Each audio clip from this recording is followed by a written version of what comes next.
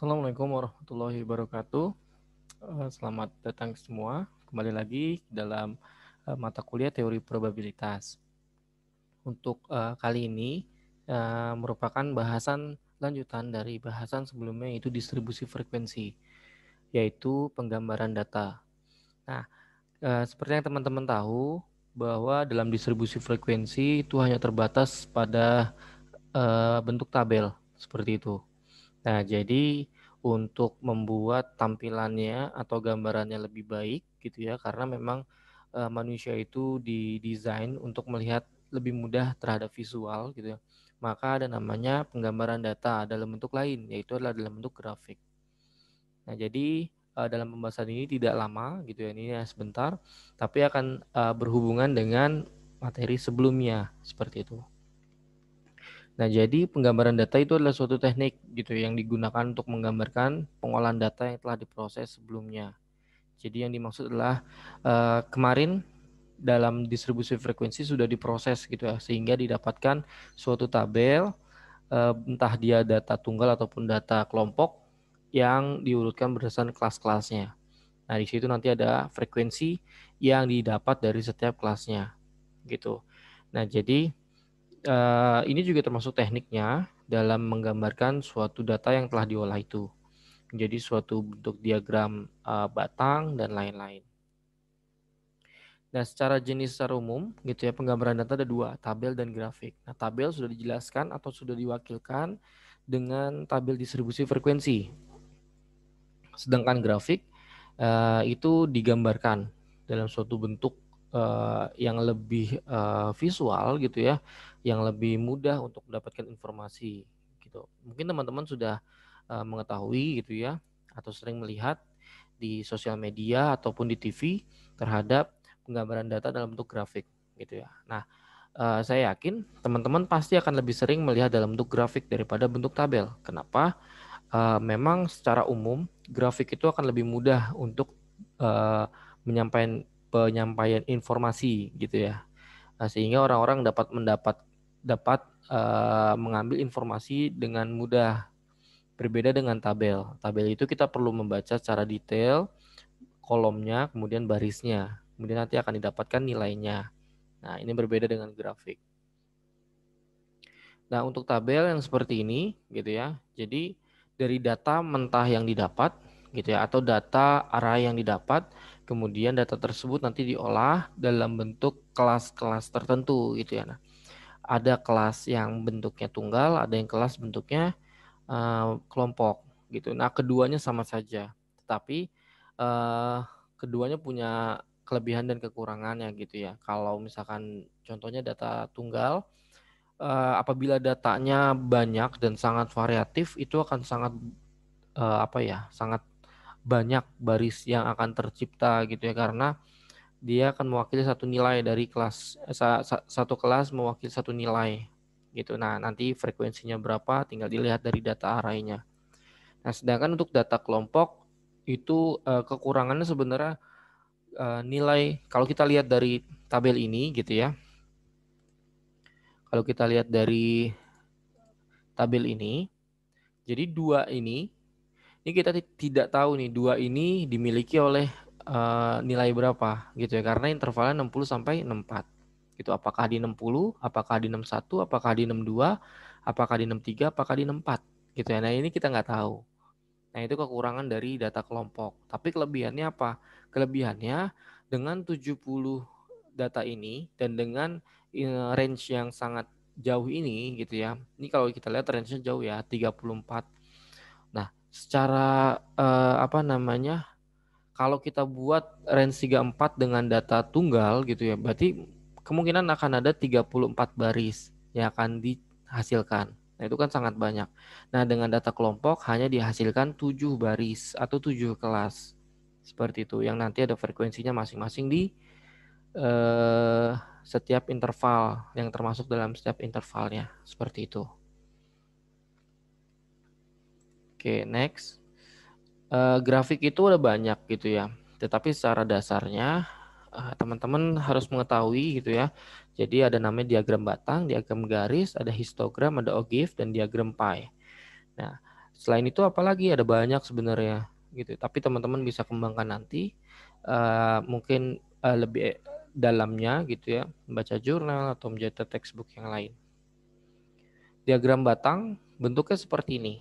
Jadi diagram batang yang satuan gitu ya, dan diagram batang yang perbandingan gitu ya. Jadi teman-teman mungkin sering melihat diagram batang yang seperti ini gitu ya. Ini diagram batang perbandingan. Tujuannya apa? Ini untuk melihat kenaikan atau penurunan dari setiap periode tertentu gitu. Kalau di Indonesia itu ada namanya kuartal ya. Kuartal 1, 2, 3 dan 4. Jadi di situ nanti akan terlihat kuartal 1 tahun ini dengan kuartal 1 tahun lalu meningkat atau menurun atau cenderung konstan gitu ya. Jadi itu terlihat dari situ. Nah, diagram batang ini umumnya digunakan terhadap data tunggal gitu ya. Karena dia setiap batang ini mewakili setiap kelasnya gitu ya. Jadi bukan data kelompok gitu. Jadi ini berbeda. Jadi ini cenderung dengan data tunggal seperti itu. Nah, cara pembuatannya pun mudah. Jadi misalkan diketahui data ini meja itu ada 36. Berarti meja ini nanti akan jadi satu batang sendiri dengan panjang batangnya itu 36. Jikalau setiap poin ini adalah satu, berarti nanti akan ada 36 ke atas. Seperti itu. Nah, terus seperti itu sesuai dengan data yang kita dapatkan. Seperti itu. Nah, ini juga sama, tetapi kita tentukan dulu data. Misalkan ini tahun 2020 gitu yang biru, ini tahun 2021 contohnya ya. Kalau di sini kan tuntas dan tidak tuntas. Nah, itu nanti kita lihat misalkan di sini di pra PTK gitu ya. Itu yang tuntas ada 30 orang, yang tidak tuntas ada 65 orang. Artinya apa? Artinya saat pra PTK ini orang-orang mengalami kesulitan gitu ya. Atau dalam prakteknya orang-orang mengalami kebingungan atau bisa jadi eh, kualifikasi dari orang-orang yang mengikuti ujian gitu ya. Kalau ini kita anggap ujian, berarti sangat rendah gitu ya, karena banyak yang tidak tuntas atau yang belum tuntas seperti itu. Nah, ada lagi yang bentuknya seperti ini. Ini sama seperti bentuk yang pertama. Tapi saja ini posisinya berbeda. Ini vertikal, ini horizontal seperti itu. Nah, itu diagram batang. Nah, kemudian ada diagram garis. Dan diagram garis ini pun sama. Dia mewakili dari setiap kelasnya gitu ya. Jadi mirip seperti diagram batang tetapi dia bentuknya garis. Nah, perbedaannya apa dari batang dan garis? Padahal sama gitu ya. Bedanya sih sebenarnya kalau garis itu kita bisa melihat trennya dari suatu pergerakan nilai gitu ya. Jadi di sini kita bisa lihat bahwa pergerakan dari banyaknya barang di dalam setiap tahun itu cenderung konstan dalam range tertentu gitu ya. Konstan itu tidak harus lurus gitu ya. Jadi konstan itu cenderung pergerakannya di situ-situ aja, range-nya tidak berubah, tidak naik tapi besok turun, nanti naik lagi, nanti turun lagi dan seterusnya. Gitu itu bisa kita anggap konstan. Walaupun secara harfiah konstan itu adalah nilainya tetap sama gitu ya. Nah, di sini bisa dilihat seperti itu. Nah, mungkin yang tabel kedua ini bisa dilihat bahwa nilai dari Jakarta, Bandung dan Surabaya itu dibandingkan gitu dari setiap bulan. Contohnya kita ambil coba bulan Agustus. Di bulan Agustus kita lihat bahwa di sini terlihat bahwa data di Bandung nilainya paling tinggi gitu ya. Ya kemudian disusul Jakarta, nanti susul oleh Surabaya seperti itu. Nah, eh, tujuan dari diagram garis seperti itu untuk melihat polanya. Jadi kita dengan melihat gambar aja kita sudah bisa menebak gitu ya. Oh ini mungkin taksiran kita ini akan naik nanti gitu ya. Tetapi itu tidak serta-merta menjadikan acuan dalam mengambil keputusan seharusnya. Harus ada dasar lain. Nah, ini kan dasar intuisi ya. Dasar intuisi dalam menentukan suatu harga yang berikutnya gitu. Oke, selanjutnya histogram. Nah, histogram ini sama kalau secara visual ini sama seperti diagram batang gitu ya.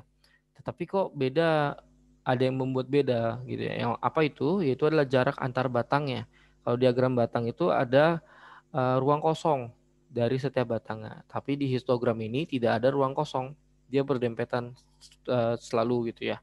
Nah, histogram ini dikhususkan untuk dia kelompokkan gitu ya, data kelompok gitu ya. Jadi ketika kita buat distribusi frekuensi, kemudian data kelompok, kita bisa menggunakan ini gitu ya.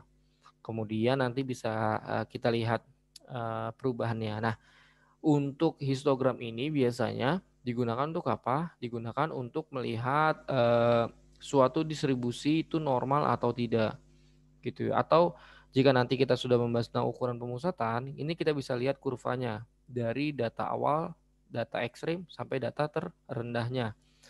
Dia condongnya kemana? Ke kanan atau ke kiri gitu ya, atau misalkan stabil di tengah gitu ya. Terus penyebarannya gimana? Apa merata atau tidak? Seperti itu. Nah, terus di sini juga bisa kita lihat bahwa pusatnya gitu atau titik ekstrimnya itu di gambar pertama itu ada satu, hanya ada satu di sini. Nah, sedangkan untuk titik kedua itu gambar kedua itu titik ekstrimnya ada dua gitu ya. Ini data titik ekstrim pertama, ini titik ekstrim kedua gitu ya. Jadi itu masih bisa memungkinkan. Berarti kalau kita buat kurva, berarti kurvanya seperti ini. Dia naik. Oke, sebentar. Saya coba draw. Dia naik, turun, dia naik lagi. Seperti ini, turunnya mungkin akan ke bawah. Kalau ini dari sini kita gambar dia seperti ini. Seperti itu. Nah, jadi bentuknya ada berbeda sedikit seperti itu ya. Oke, kita next. Oke, OGIF. Nah, OGIF ini secara sekilas seperti diagram garis gitu ya. Tetapi memiliki perbedaan. Perbedaannya apa? Di sini ada dua garis gitu ya. Nah, OGIF ini bisa juga dikatakan sebagai diagram kumulatif. Jadi untuk mendapatkannya kita harus mengakumulasi dari nilai-nilainya. Nah, sebenarnya OGIF ini digunakan untuk apa? OGIF ini digunakan untuk nanti kalau kalian belajar tentang pengendalian mutu gitu ya. Di situ nanti akan terlihat bahwa cacat atau kerusakan terbesar prosentasenya di bagian mana gitu. Nanti akan terus sampai ke persentase terkecilnya seperti itu. Jadi nanti akan dijelaskan seperti itu. Nah, OGIF ini didapatkan dengan kita mengakumulasi dari setiap frekuensi di setiap kelasnya. Jadi kalau warna merah itu akumulasi plus gitu ditambah dari kelas pertama sampai kelas terakhir. Sedangkan untuk yang hijau itu akumulasi minus atau nanti dikurang dari kelas pertama sampai kelas terakhirnya. Makanya turning point dari yang hijau itu sampai 0, sedangkan untuk yang merah itu dari sampai 0, sedangkan yang merah dimulai dari 0 gitu starting pointnya. Seperti itu. Nah, terakhir itu adalah diagram pie. Diagram pie itu bentuknya unik gitu ya. Jadi dia bentuk seperti lingkaran gitu ya. Yang nanti dibagi-bagi seperti pizza gitu ya. Jadi teman-teman dapat melihat mana yang dominan. Nah, biasanya tuh kalau misalkan ada pemilu, pemilihan wali kota, pemilihan apapun gitu ya. TV itu menampilkannya selain persentase adalah diagram ini, diagram pie gitu ya. Jadi nanti terlihat mana yang lebih dominan dari yang lainnya gitu. Jadi ini untuk mendapatkan atau untuk membuat diagram pie itu dengan cara kita mencari nilai akumulasinya gitu ya, atau nilai persentase dari setiap kelasnya gitu ya. Misalkan contohnya ada 10 sampel, kemudian kelas pertama itu ada 2 frekuensinya, sehingga untuk kelas kedua itu nilai persentasenya itu adalah 20% gitu ya, atau 0,2 seperti itu. Nah, kemudian nanti digambar, nanti didapatkan seberapa besar area 20% itu dalam satu diagram pie. Seperti itu. Oke, jadi penggambaran data seperti itu saja. Nanti kalian bisa menonton ulang tentang distribusi frekuensi agar bisa dihubungkan seperti itu. Ya, terima kasih. Sampai jumpa di lain waktu. Semoga sehat selalu teman-teman yang mendengarkan. Saya tutup. Terima kasih. Assalamualaikum warahmatullahi wabarakatuh.